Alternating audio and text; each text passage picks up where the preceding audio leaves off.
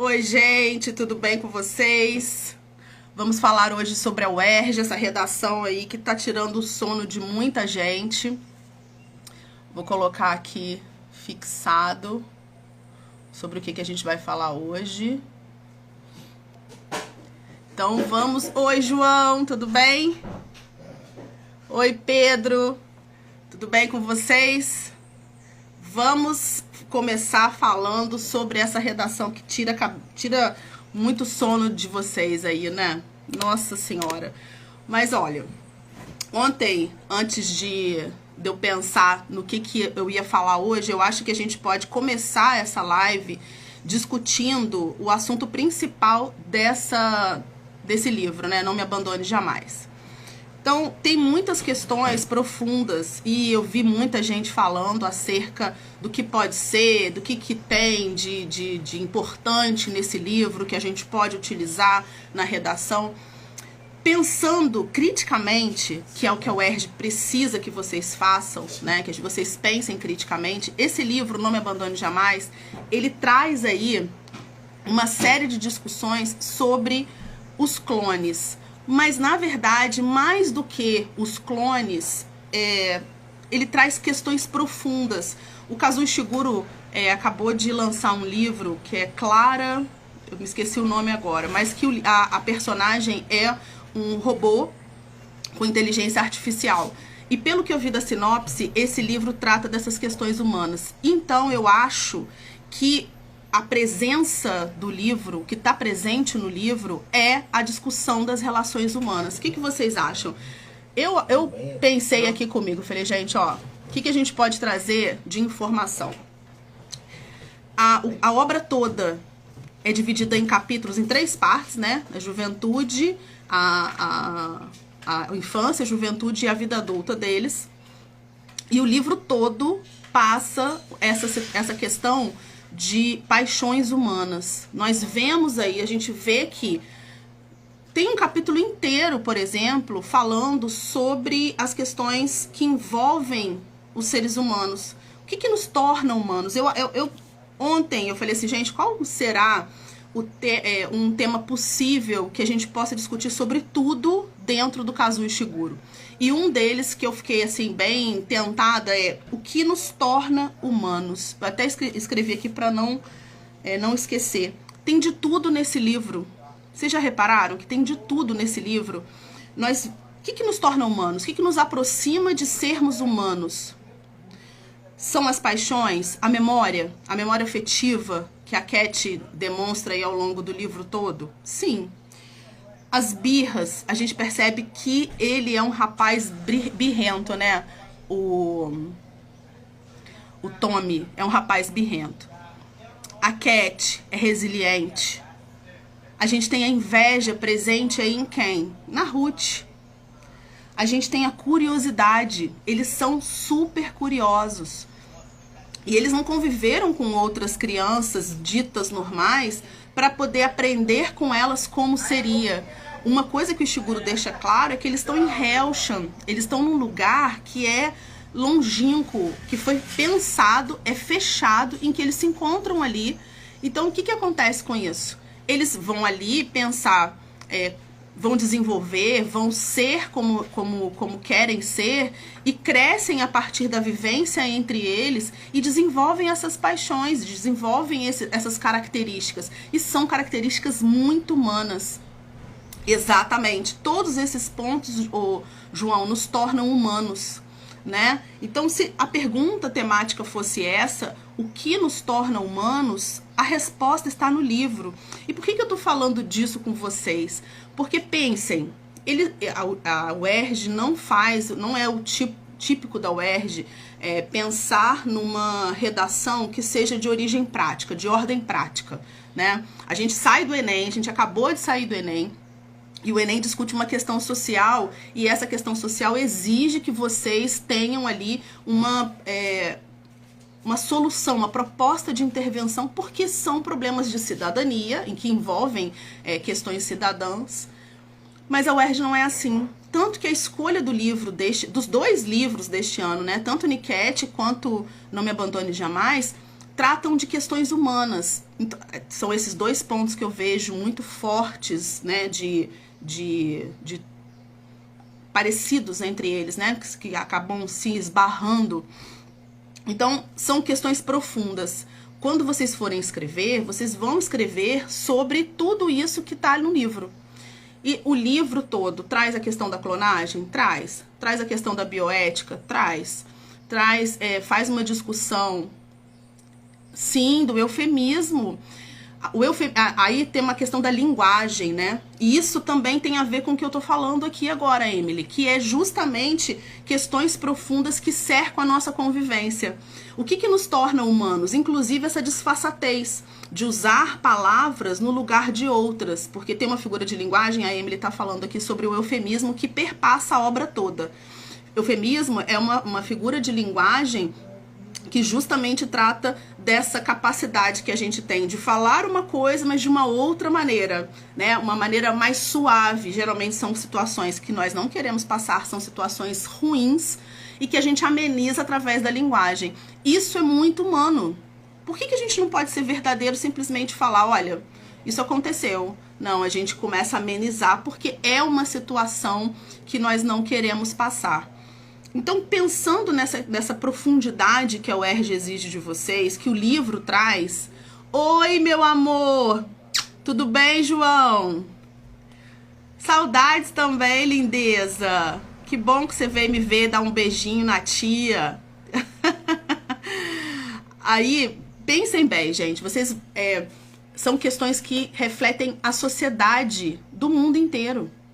A gente partiu aí de livros que falam de comportamento, de se você pode ou não vingar um crime, cometer um crime para vingar outro. Pensem nos temas passados da UERJ. Foram temas universais.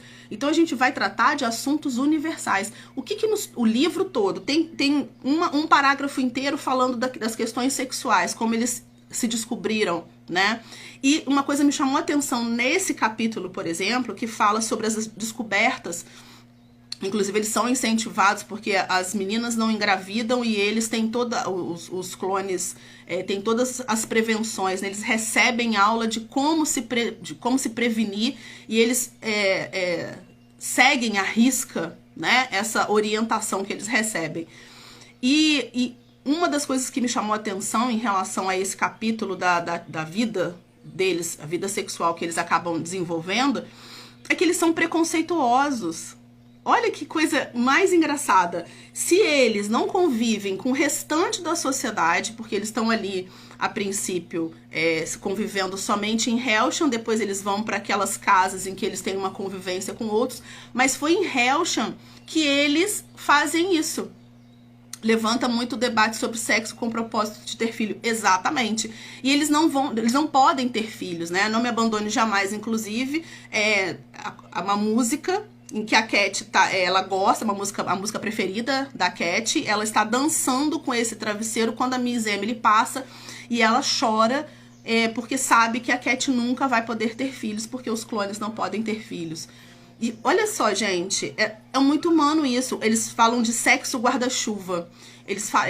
Quando a pessoa tem relação sexual com o mesmo sexo, eles falam que essa pessoa tem uma relação guarda-chuva. Eles inventaram e eles não sabem nem explicar por que eles usam esse termo.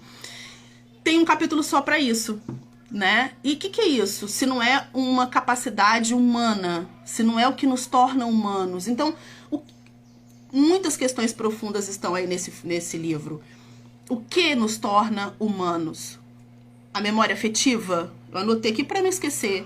A inveja, a curiosidade, o amor, a capacidade de produzir arte. E o que nos desumaniza?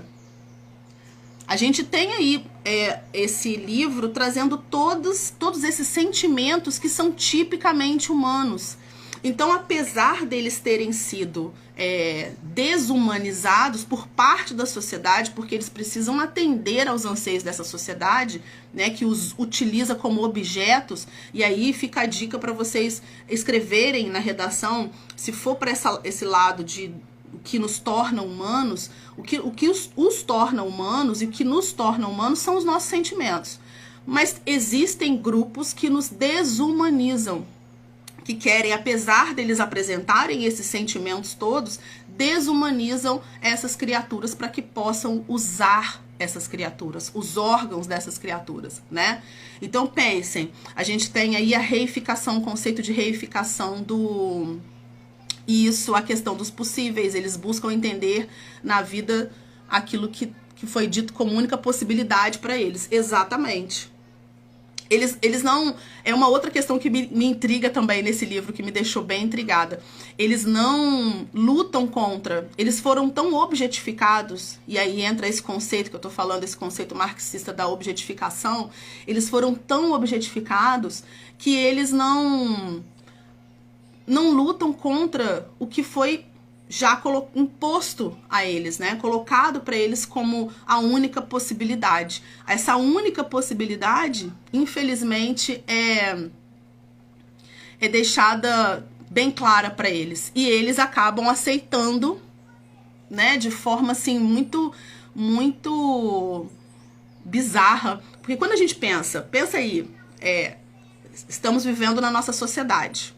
A nossa sociedade faz com que a gente siga determinados modelos. Gente, a gente vive numa vida louca. A gente acorda, a gente tá sempre atrasado, né? Tem que chegar no trabalho, então tem que chegar no cursinho, tem que chegar na escola. Chega da escola, você tem que pensar na sua casa, nas coisas que você precisa fazer pro dia seguinte. Não nos dão tempo de pensar. A mesma coisa acontecia com eles. Não se enganem, o livro, vocês não podem escrever uma resenha, não é pedido a vocês uma resenha. Vocês estão escrevendo com o livro, não sobre o livro. Isso tem que ficar muito claro. Vocês estão escrevendo com o livro serve de base. O que esse livro tem de discussão que vai servir de discussão pra gente, que acontece na nossa vida. E aí, na hora de exemplificar, de aprofundar essa argumentação que vocês vão usar o livro. Não precisa nada além disso. É óbvio que questões como essa marxista que eu falei, sobre a reificação do ser humano, a objetificação, a coisificação, né? Transformar pessoas em coisas, em objetos. Isso faz parte da nossa sociedade. E a gente percebe que é feito isso no livro, né? E essa modificação de coisificação só vai ser percebida, talvez, se alguém for ler as memórias da Cat. Então, é sempre uma situação ligada à outra. Essas crianças de Hellshan, depois adolescentes e jovens, não só eles, mas como nas outras escolas, nos outros orfanatos, também são estigmatizados. Então o estigma também está presente aí nesse livro. Então vamos pensar aqui, recapitulando, né? O que nos torna humano? A gente vê no livro, cada capítulo parece que é um capítulo que está demonstrando essas paixões, né? Deixando claro esses sentimentos. Então a memória afetiva nos torna humanos. A inveja, a birra, a curiosidade, a capacidade de produzir arte, que foi o lado aí que a Miss Emily e a Madame seguiram para poder fazer com que os clones fossem vistos como humanos. A raiva, a rejeição, a frustração. Gente, eles viveram com tudo isso, com todos esses sentimentos. Então, se isso não é ser humano, eu não sei mais o que é ser humano, né? Então, ele deixa ao longo desse livro todo o desejo, o preconceito, todos esses pontos ficam muito claros ao longo do livro todo. Então, eu acho que, assim, lendo e ontem matutando sobre o que eu ia conversar com vocês hoje, pensando em possibilidades, o que me deixa mais predisposta a falar para vocês é essa questão humana, né? O reforço do que é humano. Parece que o Kazuo Ishiguro teve uma vontade de deixar claro pra gente o que é ser humano. Dá pra falar sobre a exploração do sistema, dos sistemas maiores, sobre os menores? Dá. Muito. Os sistemas maiores, a gente tem um discurso recente, vou puxar aqui pro lado da política, porque a tia não consegue não falar de política, né, Vitória? Assim que o presidente Jair Bolsonaro assumiu o poder, no discurso, se eu não me engano, foi no discurso de posse, ele falou que agora as maiorias deveriam se... Tá tudo ok? Dá um ok aí pra mim, porque pra mim parece que caiu aqui. Respondendo aqui a Vitória. Dá um ok. Vocês estão me ouvindo direitinho? Tá tudo ok? Pra mim apareceu aqui que eu caí. Ah, beleza, então tá. Respondendo aqui a primeira pergunta da Vitória, dá para falar sobre a exploração de sistemas maiores? Sim. Então a gente percebe nesse discurso de posse do Jair Bolsonaro que agora as minorias vão ter que se curvar à maioria. Isso é muito sério, gente. A gente vive num sistema totalmente diverso. A gente olha, e o Kazuo Ishiguro deixa isso claro no livro, que são pessoas totalmente diferentes, com sentimentos diferentes, com desejos diferentes. E o sistema os coloca como iguais, como minorias, para atender essa maioria que era os possíveis, né? De onde eles foram tirados para poder fazer essa reposição de órgãos. Então dá, já que na história isso sempre existiu, exatamente, só que a gente não pode aceitar. Até o ponto de recuperação da cirurgia é um ponto que mostra, exatamente, João, é isso. Eles são pessoas como qualquer outra, como muitas pessoas, porque eles inclusive não resistem à terceira, né, transferência de órgãos. Acho que são duas, acho que até 3, né? Com muita sorte, 4 doações eles conseguem sobreviver, mas geralmente na segunda eles já estão morrendo.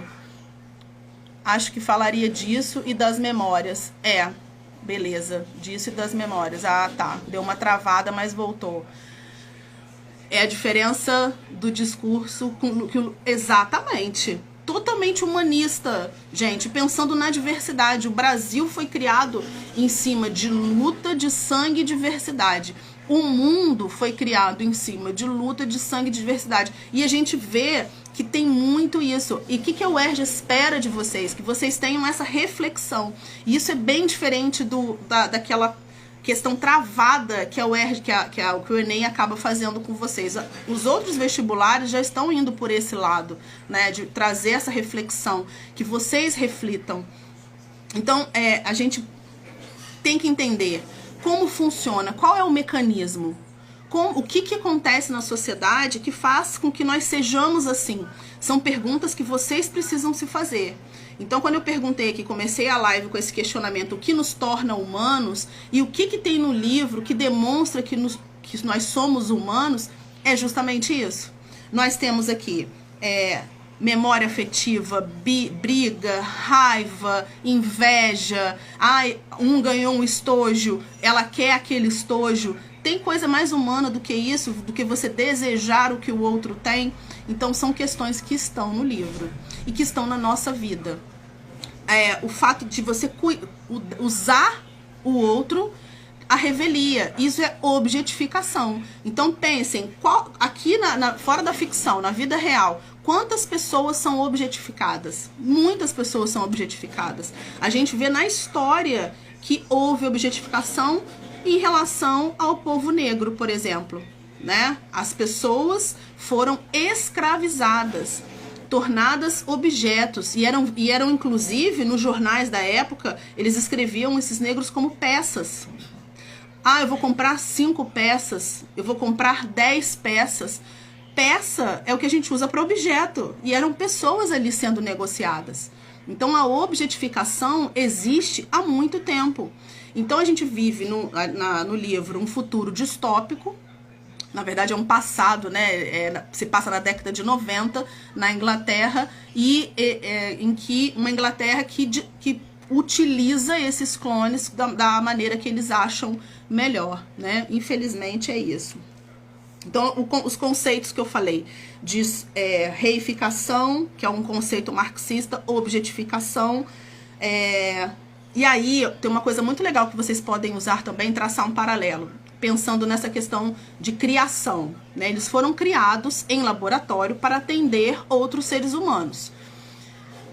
Lembra muito uma outra obra literária que é Frankenstein, mas lembra muito também como nós fomos criados.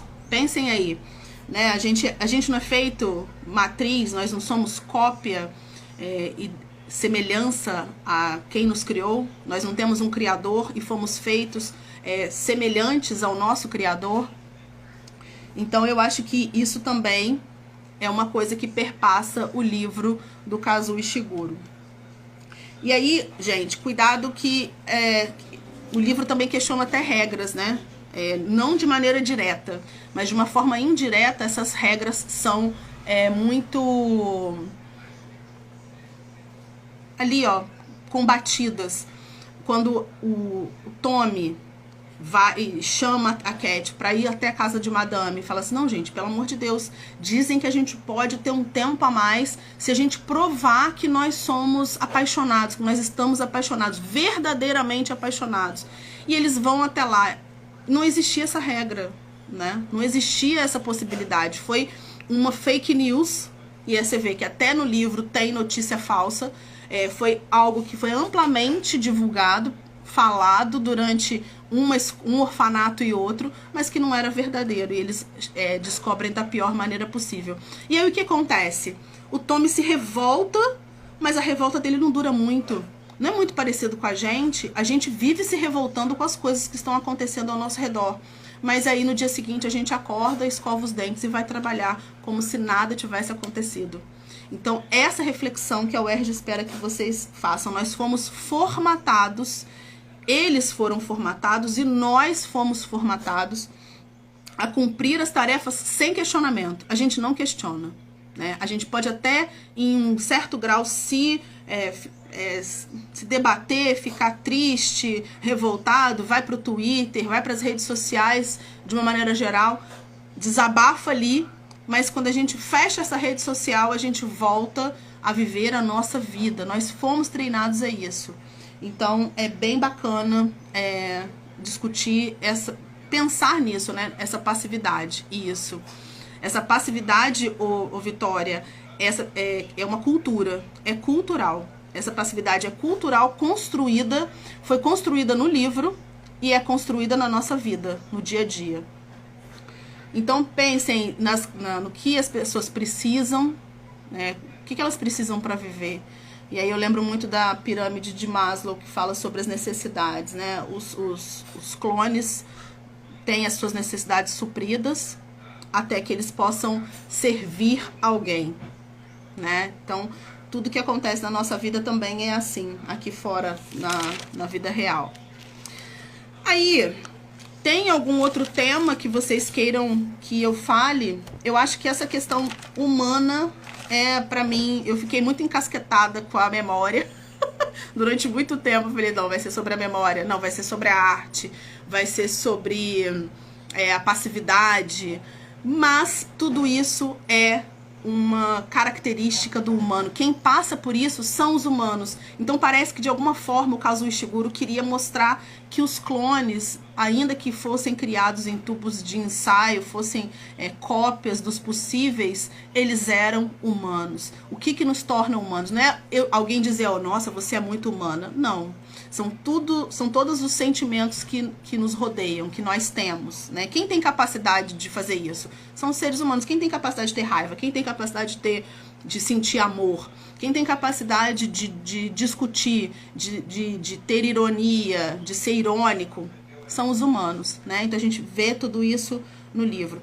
E, lembrando, a UERJ espera que vocês façam um recorte, um posicionamento com argumentação profunda, né? Tem uma questão que é bem básica, boba até, uma comparação para vocês entenderem do que eu estou dizendo.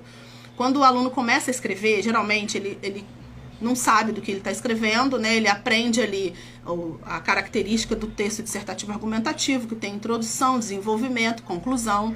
Geralmente ele sabe disso, mas na hora de colocar a ideia no papel, ele acaba sendo raso. Vou dar um exemplo bem tosquinho. Quando estamos falando, por exemplo, sobre a fome. A fome era um tema possível aí para o Enem, né? A volta ao mapa da fome. Por que as pessoas têm fome? Aí o aluno escreve, porque elas não trabalham.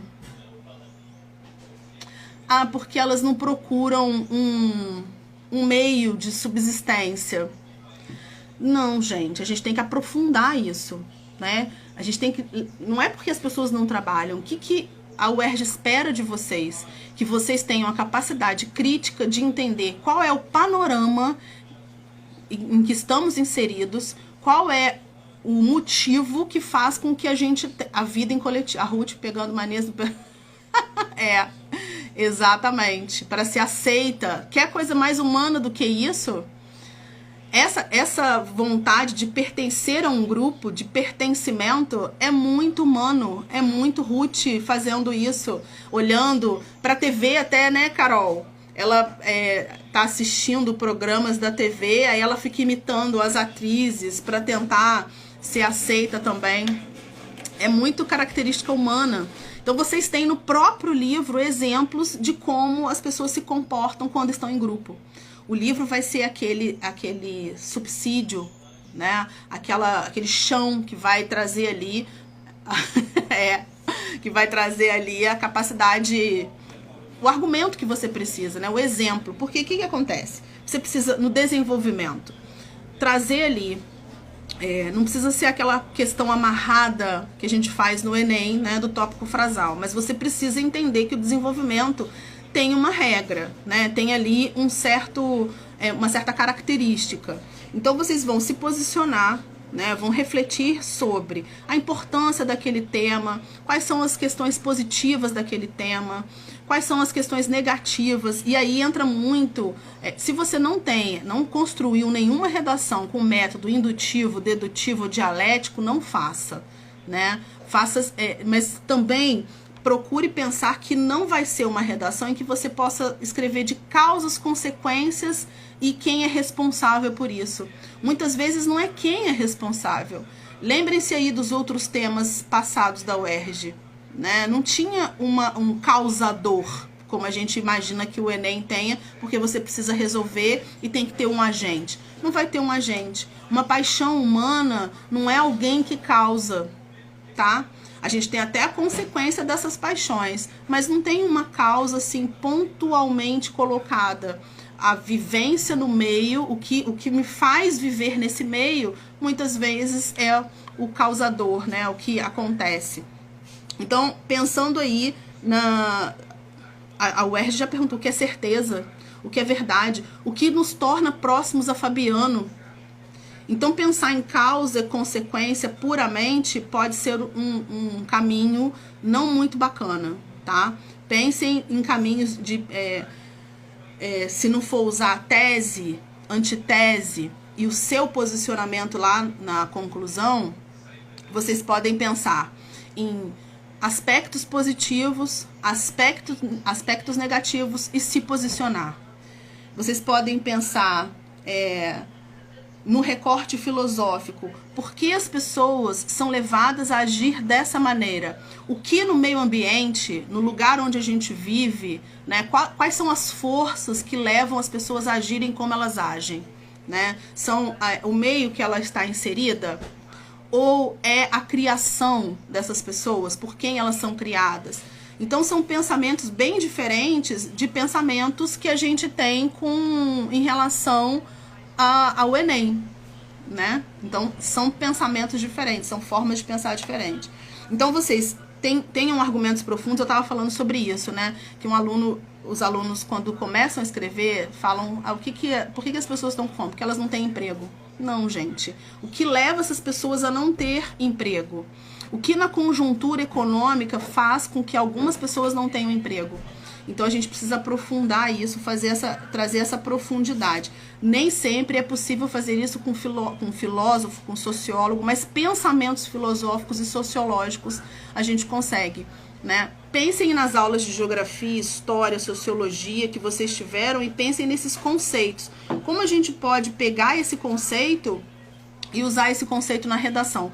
Não necessariamente você precisa trazer o nome do filósofo, não, tá?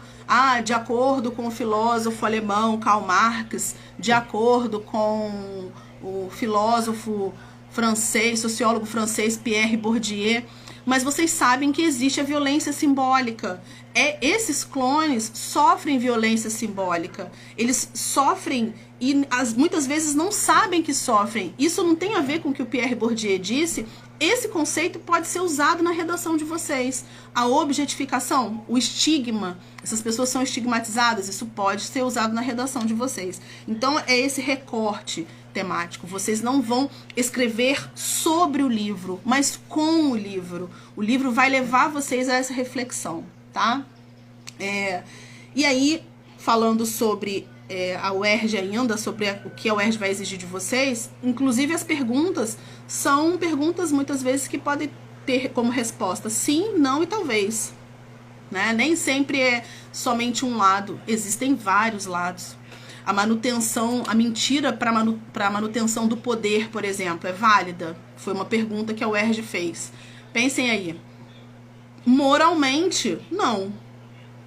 Eu pensaria assim, nossa, moralmente eu não usaria mentira para me manter no poder. Mas pense pro lado de quem tá no poder. Eles fazem isso a todo momento, né? Eu, Juliana, não faria isso, eu acho antiético isso. E ainda que seja criminalizado quando alguém descobre, né? Existem legislações já que versam sobre isso. Eu não usaria porque eu acho eticamente incorreto, é antiético. Mas existe muita gente que faz. Então a UERJ quer essa reflexão de vocês. Que olha, moralmente falando, não é ético. Mas existem pessoas que para se manter no poder, inclusive nos Estados Unidos, no Brasil, na China. Então não depende nem de regime que a gente esteja vivendo. Existe no dito regime democrático, antidemocrático, em todo tipo de regime a gente percebe isso, né? É o que mantém essas pessoas ali, exatamente. É o que mantém eles ali, o Bolsonaro se consegue ganhar espaço na mentira. Na mentira. Hoje, Carol, eu fazendo um recorte aqui, eu tava navegando pelas redes sociais, aí eu vi uma postagem do Leandro Carnal. Alguém falou pra ele que não gostava mais dele, porque saiu uma fake news sobre ele, que ele não ia mais trabalhar na CNN. A CNN demitiu umas pessoas e disseram que ele não ia mais trabalhar na CNN e ele estava desmentindo isso lá na página dele. Aí uma pessoa falou assim, nossa, eu admirava muito você, mas você escolheu um lado. E aí eu considerava você um Olavo de Carvalho. Aí eu tive que parar para poder ver qual a resposta que o Carnal ia dar nessa pessoa. Aí, obviamente, como jornalista que sou, além de professora, fui fazer o quê? Visitar a página da pessoa que escreveu que ele era como um guru para ele, um Olavo de Carvalho. Fui lá olhar. Menina, a primeira postagem do seguidor lá do Carnal era uma fake news de que o Lula estava do lado do irmão do Adélio Bispo. Isso, gente, foi divulgado aí em toda uma busca simples, você já vê que é fake news. Mas aí já foi disseminado, estava no Facebook dessa pessoa, as pessoas que seguem viram essa postagem. Então isso é muito grave. Aí, voltando aqui para o que a UERJ espera que vocês façam essa ligação, que vocês tenham capacidade de refletir sobre o mundo que os cerca, que esse mundo é igual em todos os lugares. Eles não escolheram uma obra do Kazuo Ishiguro, né? Uma obra que é de um escritor japonês, naturalizado inglês, que escreve sobre questões humanas. Não escolheram isso à toa, né? Então aqui já tem um caráter universal. Então não vai ser discutido. E aí foi uma pergunta que me fizeram ontem, eu vou responder aqui hoje. Ô professora, eu tenho muita mania, quando eu escrevia para o Enem, de começar com Constituição Federal. Eu posso começar com a Constituição Federal? Não, não pode. Eu não aconselho, não é que não pode, né? Eu sou libertária, eu acho que vocês podem o que vocês quiserem. Mas, gente, começar o texto com Constituição Federal para o UERJ, para mim, parece um erro. Porque eu tô falando justamente desse caráter universal que o livro traz. O livro traz um caráter, demonstra aqui questões universais. O que nos torna humanos? Eu sou humana aqui Lá nos Estados Unidos tem um humano, lá na China tem um humano, no Japão tem um humano, na Inglaterra tem outros seres humanos e eles têm os mesmos sentimentos que eu tenho aqui. São moldados de acordo com a cultura de cada um? Sim, mas ainda assim são capazes de sentir amor, desejo, raiva, ter memórias afetivas. Isso nos une nessa capacidade de sermos humanos. Então essa reflexão é preciso que vocês tenham, né? O que nos torna próximos, algumas pessoas parecidas com Fabiano. Foi uma pergunta que a UERJ fez. E aí? O que nos torna humanos? Né? Poderia ser muito bem a pergunta sobre esse livro, Não Me Abandone Jamais. E esse Não Me Abandone Jamais é justamente porque, mesmo eu tendo erros, mesmo eu sendo uma pessoa que erra, eu sou um ser humano. Não me deixe jamais, não me deixe para trás. Pense em mim, né, como um ser humano. Eu sou, e a gente tem uma sociedade, vive numa sociedade maniqueísta. O que é isso? Nós fomos criados para acreditar no bem e no mal. Né? Nós vivemos entre o bem e o mal. Isso não sei se vocês já pararam para pensar. Né? A gente idolatra muito pessoas, né? Ídolos. A gente tem aí na música, na arte, revolução industrial como argumento no caso da tecnologia científica. Sim, provocou mudanças, né? E essas mudanças são vistas até hoje. Se for por esse lado, pode usar sim, João. Pode sim. Aí você leve para esse lado da mudança, que causou essa revolução, que gerou essa revolução, né? Que gerou essa modificação na forma da gente agir. Aí pode. Então, voltando aqui, a gente estava falando sobre essas paixões que a gente sente. Isso, pode, tranquilo. Quando a gente fala sobre... até me perdi aqui sobre a questão que eu estava falando do que nos torna humanos. Deixa eu tentar voltar aqui. Do que nos torna próximos de Fabiano. O que é que nos torna... Por que a gente segue, muitas vezes, a gente pensando que nós não somos nada? Né? Então, olha que questão reflexiva que a UERJ trouxe pra gente. Pensem aí no Miquete, que é o livro que vai... ser pedido para as questões de língua portuguesa. A Rami muitas vezes se questiona, ela vive se questionando, que é um ponto em comum que os livros têm, né? Que os dois livros têm. A Rami vive numa sociedade, num país africano. E o livro do Kazuo Ishiguro se passa onde? Na Inglaterra da década de 90. Então, da mesma forma, os dois livros trazem aí os sentimentos. O que a gente sente ao ser trocado? O que a gente sente ao ser exposto, né, abandonado? A Rami se sente abandonada, se sente enganada. Então, a gente tem isso. Então, são discussões universais. Pode aí, uma pergunta que me fizeram, além dessa questão da Constituição, se você pode usar ou não. Eu prefiro que não. Comecem com o próprio livro. Precisa de um contexto para começar? Comecem trazendo o próprio livro. Pode usar a primeira pessoa? Pode. Tanto do singular quanto do plural. Mas, gente, lembre-se que é um texto dissertativo argumentativo. Tá? Tem características que vocês não podem fugir, não podem deixar de fora. Então, se é um texto dissertativo argumentativo, você precisa argumentar. Então, geralmente, é uma questão que envolve toda a sociedade. Então, use primeira pessoa do plural. Sem problema nenhum, você pode usar a primeira pessoa do plural, tá? Lembrando que nesse desenvolvimento, não só na introdução, mas no desenvolvimento, tem que fazer uma reflexão. Tentem trazer um exemplo do livro. Então, por exemplo, o que nos torna humanos? Os sentimentos. Cat, Tommy e Ruth, por exemplo, tinham quais sentimentos? Então, vocês vão descrever esses sentimentos.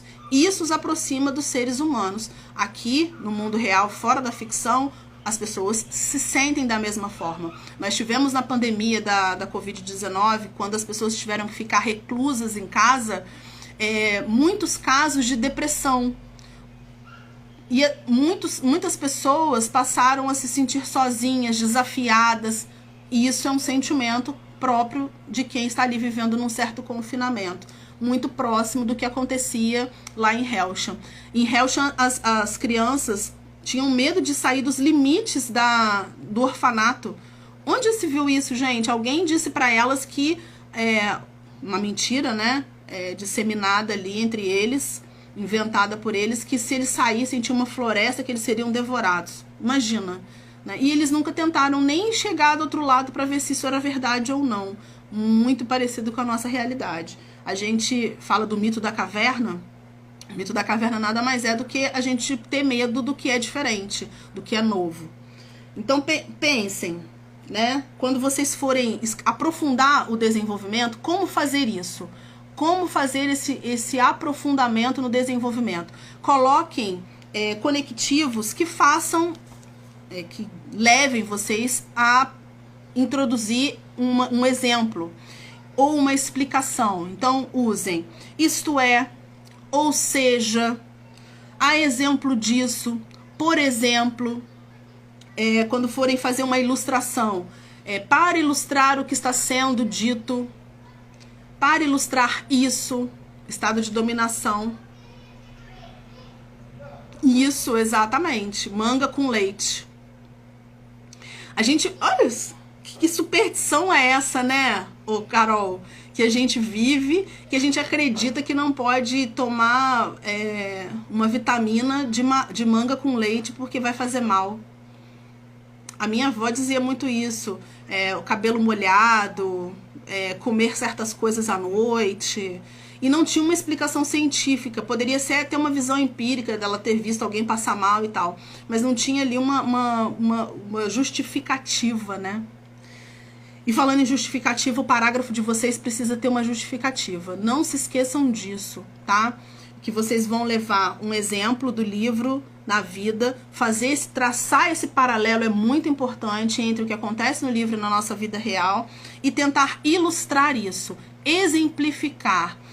E aí usem esses artifícios que eu tô falando, essas palavrinhas que nos levam a essa reflexão. Isto é, ou seja, a exemplo disso, vocês vão dar profundidade a esse parágrafo de desenvolvimento. E aí a gente chega na conclusão. Nossa, tem muita gente que fala assim, gente, eu prefiro 1000 vezes fazer a conclusão do Enem, porque a conclusão do Enem já tem um roteiro, né? É um agente, como esse agente vai agir, por meio de quê, para quê, de forma detalhada e obedecendo ali a minha argumentação no D1 e no D2. Como que eu faço a conclusão para o UERJ se eu não tenho esse roteiro a ser seguido? Então, vamos lá. O que vocês vão fazer? Primeiro, a gente vai pensar, tá, criticamente a respeito de para que serve a conclusão. A introdução, o próprio nome já diz, introduz um acento. Eu amei como fazer da UERJ. É muito mais simples, João. A introdução, você vai introduzir o assunto, né? Vão fazer uma pergunta, vocês já vão pensar na sua resposta, que é o posicionamento de vocês, vai ser justamente esse, o que a gente chama de tese. Por que você vai defender aquilo? Por que aquilo acontece? Por que tem desafios? Por que é importante discutir? Fez a introdução. No desenvolvimento, você vai aprofundar aquilo que você apresentou na introdução, né? Então, você vai dizer que, olha, esse assunto tem que ser discutido, é importante por conta disso, é um desafio por conta disso, gera tal consequência. Então você dividiu o seu parágrafo ali entre causas e consequências, ou entre relevâncias, ou entre desafios, ou entre relevâncias. Esse assunto precisa ser discutido pela humanidade, porque ele é extremamente relevante. É relevante por quê? Por que a gente precisa discutir a memória? Por que a cultura é importante? Por que a arte é importante? Pensem, aí a gente respondeu isso. Ok, eu respondi, aí eu chego na conclusão. Eu sugiro que vocês terminem a conclusão fazendo da seguinte forma. Não se esqueçam do conectivo de finalização, portanto. Então, respondam a frase temática. Comecem a conclusão respondendo a frase temática. Então, eu comecei falando aqui sobre o que nos torna humanos. Portanto, o que nos torna humanos são os sentimentos. Eu começo, a primeira linha da minha conclusão vai ser essa. Portanto, eu já falei de todos os sentimentos ao longo da minha redação. Eu vou terminar voltando para a pergunta da frase temática, respondendo. Portanto, é importante discutir esse assunto, porque a humanidade precisa deixar de objetificar as pessoas, de tratar as pessoas como objetos. A arte precisa ser vista de duas formas, portanto, a arte tem o poder de salvar, e ela precisa ser vista de diversas formas por diversas pessoas. Ponto. Eu vou começar minha frase de finalização com o conectivo que vai indicar essa finalização e reafirmando a pergunta feita, tá? Não se esqueçam de reafirmar a pergunta feita. No máximo 2 a 3 períodos. E aí terminem. E é bem bacana vocês terminarem também com uma... Podem terminar com uma pergunta retórica. É arriscado isso, eu não quero fazer isso não, professora, que pode ser que eu não consiga fazer uma pergunta retórica. Então retomem o livro, para que na ficção de Kazuo Ishiguro, para que esse assunto que perpassa a ficção de Kazuo Ishiguro fique somente na ficção, permaneça somente na ficção, seja vivido somente por seres ficcionais, né, por personagens, tá? No ambiente ficcional. Eu acho que é uma dica bem bacana para vocês terminarem o texto. Deixa eu me ver o que eu preciso falar mais com vocês. Lembrando que vocês podem sustentar a opinião com obras socioculturais, com situações que acontecem no cotidiano, exemplificando, explicando, tá? Não vai ser possível vocês usarem outras estratégias argumentativas como dados, por exemplo. Pode até ser que você consiga inserir. Se fizer parte daquela... Não se distanciem da discussão que está sendo pedida no livro. A UERJ odeia essa artificialidade de muitos argumentos. Sabe aqueles argumentos coringa? Sabe, quando você vê, você passa aí pela internet, tem gente falando assim, olha, argumento coringa serve para qualquer tipo de tema. Mentira, tá? Para a UERJ isso não funciona, isso não é bem-vindo, não é bem visto. Você precisa usar, pensem na escada semântica. Vocês não podem se esquecer dessa escada. O que se aproxima mais do tema que você está discutindo? Então, qual é o argumento que você vai usar que está mais próximo do que você está discutindo? Eu acredito que o que nos torna mais humanos são os sentimentos. Além dos sentimentos, a capacidade de produzir arte. Num desenvolvimento, os sentimentos. No outro, a capacidade de desenvolver arte. Aí o João me levantou aqui uma questão. Professor, eles morrem, né? Depois que eles fazem... Que é coisa mais humana do que isso, do que fazer a doação, né? Passar por esse processo de transplante e morrer. Que é coisa mais humana do que isso, então. Então a capacidade, o que nos torna humanos é justamente o fato de você ter sentimentos. Em um parágrafo você vai falar dos sentimentos e num outro parágrafo você vai trazer a morte. Infelizmente, eles não driblam a morte, nós aqui fora também ainda não conseguimos driblar a morte. É o que nos une, né, no final. Todos vamos morrer. Obrigada, Lid. Obrigada. Beijinho. Então a gente vai perceber que a gente é capaz de montar dois parágrafos de desenvolvimento dessa forma, tá? Trazendo aí essa capacidade que a gente tem de traçar esse paralelo entre um e outro. Então, por isso que eu acho que a explicação, a comparação são estratégias argumentativas mais viáveis para... Exatamente. Se eles não... É isso, João. Que é algo mais humano do que você poder morrer. Se eles não fossem humanos, eles não tinham por que morrer. Eles poderiam viver e se regenerar e de novo, né, fazer novas doações, e não é isso que o livro traz. Eu gosto muito de pensar nessa parte reflexiva do livro do Kazuo Ishiguro. Ele traz justamente essa reflexão sobre o que nos faz humanos, como nos aproximamos dos humanos, e até ela usa a arte, né? A arte pode salvar, foi um dos temas que a gente fez para quem foi meu aluno aí. A arte tem o poder de salvar, e aí, gente, pensando na arte, que é muito próximo da humanidade, o humano é o único capaz de produzir arte, nós podemos ser produtores Ainda mais com a tecnologia por trás. Gente, antes da live terminar, eu vou contar um negócio pra vocês aqui, uma reportagem que eu li, que eu fiquei perplexa. A arte, a gente pode produzir arte, isso nos torna humanos. E a gente pode ser espectador dessa arte, que também nos torna humanos, né? Nós somos produtores de arte, nós somos receptores dessa arte. E a gente chora assistindo, não sei vocês, mas eu choro. Assisti recentemente um filme chamado As Nadadoras, tá na Netflix. Eu até vou fazer um post sobre esse filme. É um filme que conta uma história real de duas irmãs que são nadadoras, moram na Síria, são refugiadas sírias que enfrentam o mar aí, essa busca por uma forma de fugir dessa guerra que elas estão vivendo lá na Síria. E passam por todas essas agruras, né, que os refugiados passam. O pai dela era um treinador das duas, e ele fica com a família, com o restante da família, a mãe e a outra irmã, e as duas vão atravessar aí o mar, tentando chegar na Grécia.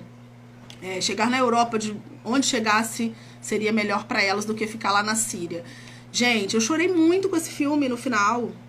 É isso, a arte, eu não sou produtora de arte, mas eu sou consumidora de arte. Na pandemia a gente viu como a arte salvou muita gente. Eu falei da pandemia aqui agora há pouco. A arte salvou muita gente.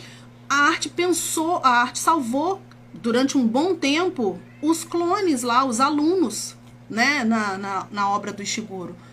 Temos que pensar como fazer, por onde começar. Logo, isso comprova exatamente, João, que somos todos humanos devido ao fato de nós podermos pensar, né? Termos essa capacidade de pensar.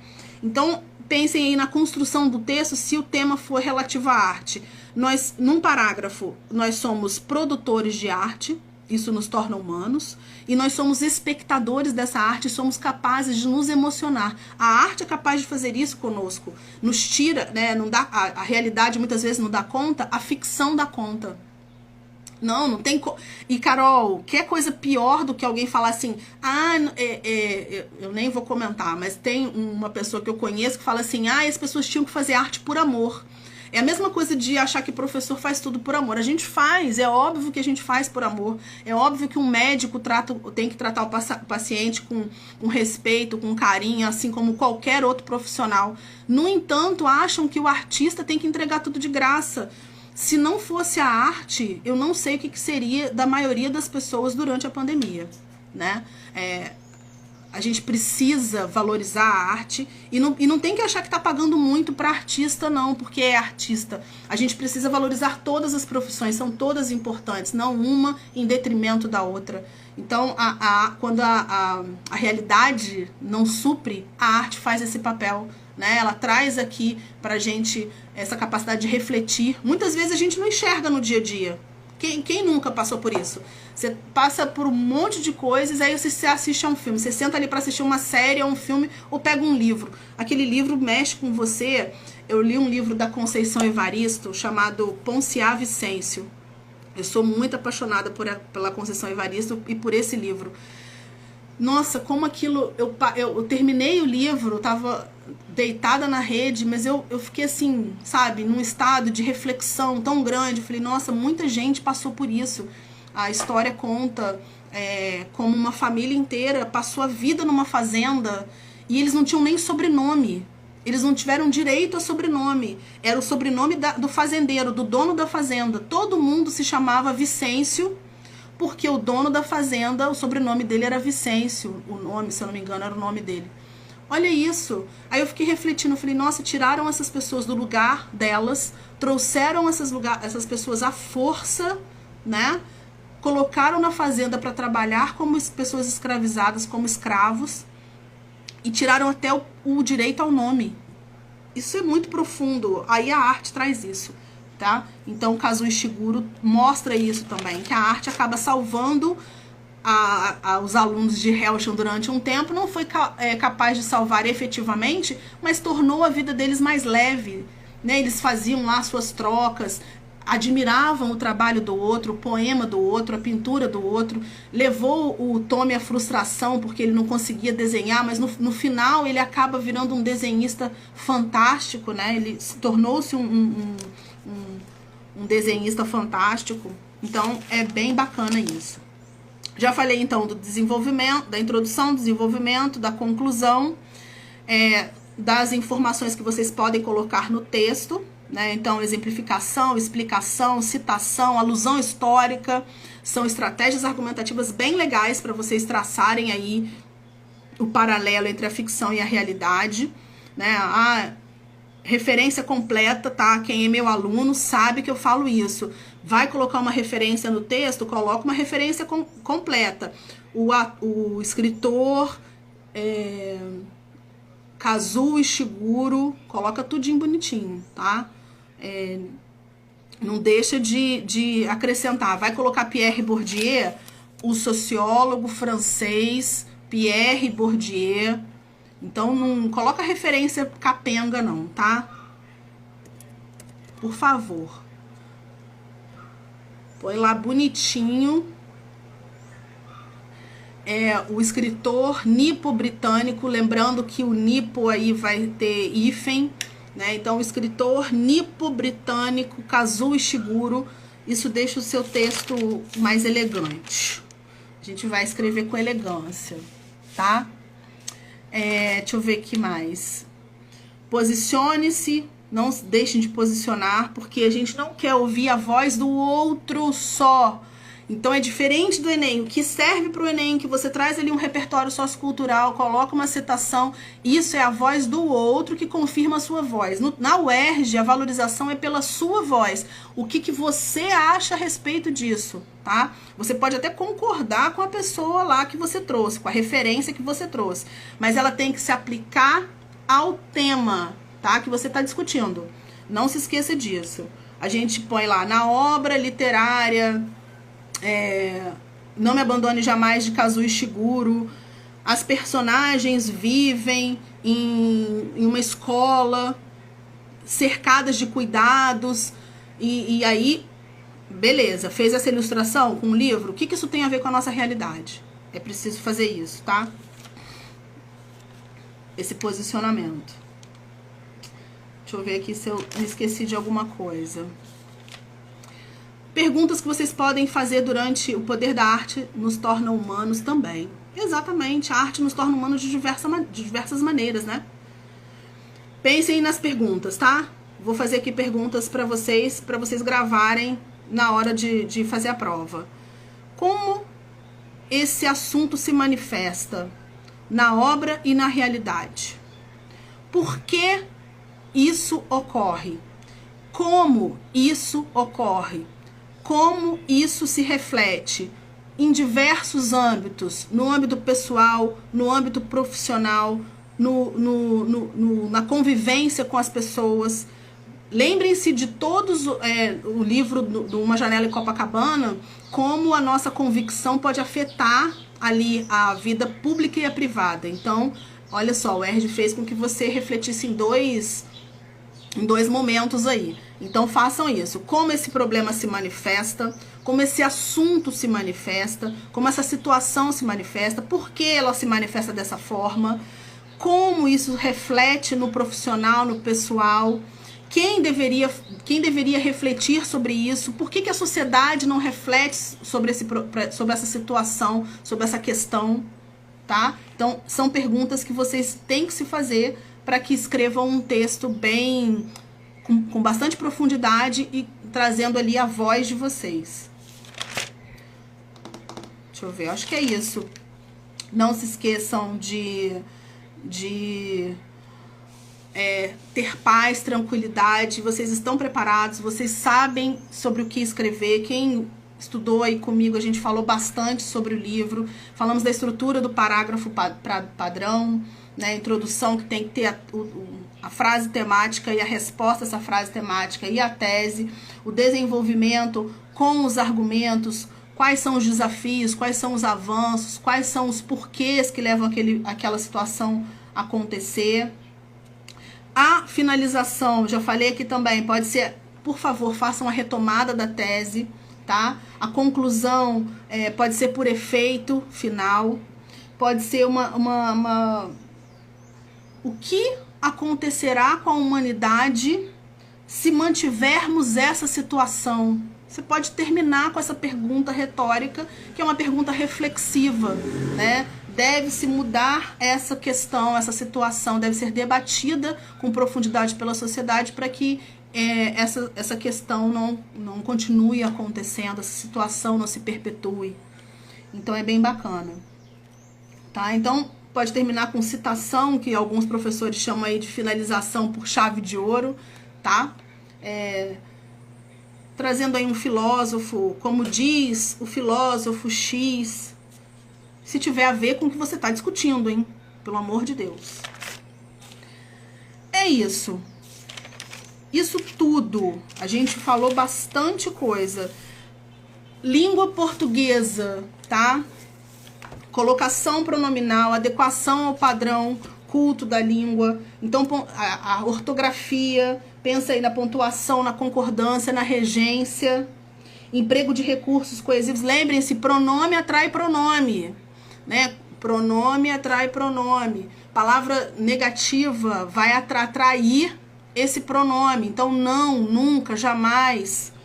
Não se aplica. Isso não se aplica. Olha só, o não é uma palavra negativa, vai atrair esse pronome. Emprego de recursos coesivos. A coesão não é feita somente por conectivos. A coesão pode ser feita por sinônimos, né? Utilização retomada utilizando sinônimos. Legibilidade, hein? Letra legível, não se esqueçam, letra maiúscula, diferenciar maiúscula de minúscula. Professora, tem problema se eu for escrever uma palavra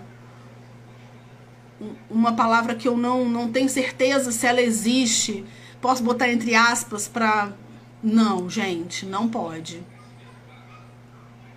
Posso? Nossa, boa. Vamos fazer isso, Carol. Porque a Carolzinha tá preocupada com uma questão muito importante, né? Que é na língua portuguesa, das questões de língua portuguesa, eles vão usar niquete e muitas vezes eles usam figuras de linguagem. Então, vamos pensar aqui que a metáfora... Se alguém tiver alguma pergunta sobre o casuística seguro, sobre Não Me Abandone Jamais, pode mandar aqui que eu respondo, tá? Nós vamos falar um pouquinho das figuras de linguagem aqui rapidamente. Ô, Carol, só lembrando que crase também, tá, gente? Então, recursos coesivos, articuladores, textuais, uso da crase.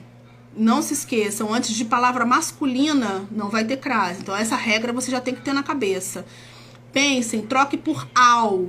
Se trocou a palavra que você tem dúvida, tá escrevendo devido a, aí você não sabe se tem crase ou não. Devido à força, troca essa força por uma palavra masculina. Devido ao óbito, botei ao óbito, então eu vou ter crase. Devido à força tem crase, beleza? Então, lembrando aqui dessas questões de gramaticais para vocês não se perderem. Agora, na prova de língua portuguesa, por exemplo... A metáfora, a Niquete é um livro cheio de metáfora, né? Eu acho que é a figura que mais aparece ali. E aí eu vejo muito professor explicando para vocês que metáfora é a comparação sem o como, sem as palavras tal qual, como. Nem sempre isso se manifesta simples assim, tá? A metáfora é traz uma relação de semelhança. Você estabelece uma relação de semelhança. Então, a Rami, por exemplo, deixa eu me lembrar aqui de um trecho que tem a metáfora... A gente ontem até fez umas questões sobre isso. Deixa eu achar ela aqui no meu computador, que fica mais fácil. Lembrei aqui. A gente tem o espelho, né? O espelho da Rami é uma personagem. E não só uma personagem. As narrativas apresentam o espelho como um símbolo. Então, o espelho ali já foi o espelho em Alice, no País das Maravilhas, em outras obras. Em Niquete, esse espelho também representa um símbolo. Então, essa representatividade também é uma metáfora, né? A gente percebe que essa metáfora está presente aí nesse espelho. Então, a metáfora é você construir uma imagem a partir de outra, fazendo uma comparação, mas sem que essa comparação esteja explícita. Então, eu tô tentando achar aqui exatamente o que a gente usou para discutir ontem. Deixa eu achar aqui. Peraí, rapidinho.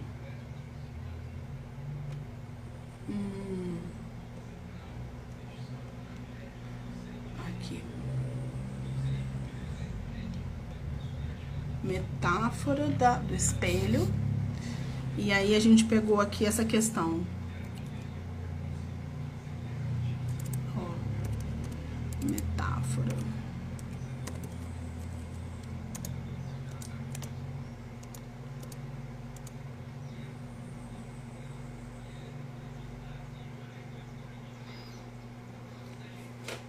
Achei a questão. Olha só, a gente tem no livro Niket uma tradição de um país africano e a gente tem muito como pensar nessa poligamia, né, como uma metáfora ao que a Rami está vivendo, a opressão que o patriarcado exerce sobre a Rami. Então a gente precisa pensar nessa comparação que é feita em relação a isso. São metáforas textuais e metáforas de sentido também, tá, gente? Não pode lembrar de achar que é uma coisa muito óbvia. Muitas vezes essa metáfora é uma metáfora que você tem que pensar no sentido. Tinha uma questão que a gente estava discutindo ontem em relação a isso, de sentido, que era... Deixa eu tentar me lembrar aqui. Mesmo assim... É porque eu não tô com a questão aqui. Mesmo assim... ela me sentia a mulher mais infeliz do mundo. Usaram aí o conectivo mesmo assim, que poderia dar a ideia de concessão, mas era o sentido que fazia a questão ser levada, esse mesmo assim, a uma adversativa, uma conjunção adversativa. Por quê? Porque ela entregou a juventude dela para o Tony, ela fez tudo, inclusive aceitando as loucuras do Tony, e mesmo assim ela se sentiu a mulher mais infeliz do mundo. Olha só a construção de sentido que foi feita nessa questão. Não, a gente pensa, se ela entregou tudo para o Tony vai retribuir, só que o Tony não retribuiu. Então tem uma construção de sentido aí, tá? Além da metáfora, né, a gente tem aí o espelho como uma metáfora da vida dela, inclusive, né? Deixa eu pensar aqui, uma outra metáfora que eu vi no livro também.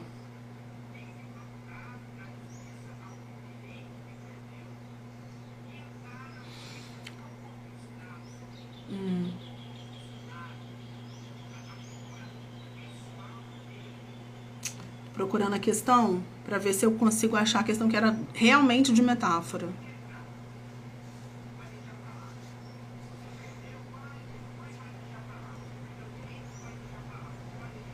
Ah, me lembrei aqui. A metáfora em relação às mulheres, a comparação entre as mulheres do sul e as mulheres do norte, tá? Aí já não vai ser realmente uma metáfora, vai ser uma comparação que tem muito forte. Então é um meio para você dar clareza na diferença que elas têm, né? E isso traz aí uma outra figura de linguagem que é a antítese, né? Uma é desse jeito e a outra é de outro jeito. Então a antítese é traçar esse um oposto do outro. Metonímia, que também tem, e a metonímia é uma dificuldade que muitos alunos têm, é outra figura de linguagem. Metonímia é quando você toma uma parte para representar esse todo. Então lembrem-se de um poema que já caiu em muitos vestibulares, as pernas trançando. São as pernas que trançam? Não. A mão que toca o violão é somente a mão, é uma pessoa inteira que toca o violão, tá?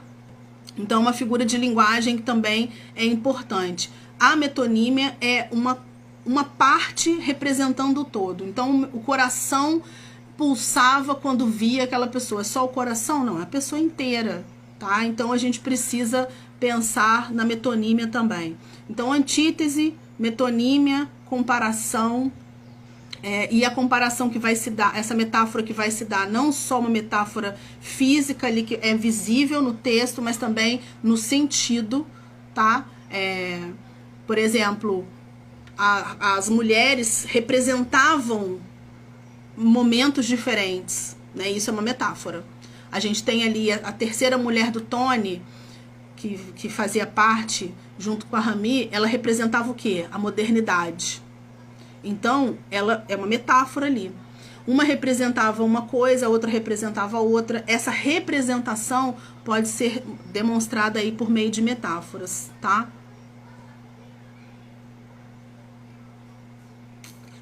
As mulheres do norte e do sul, né, como eu falei.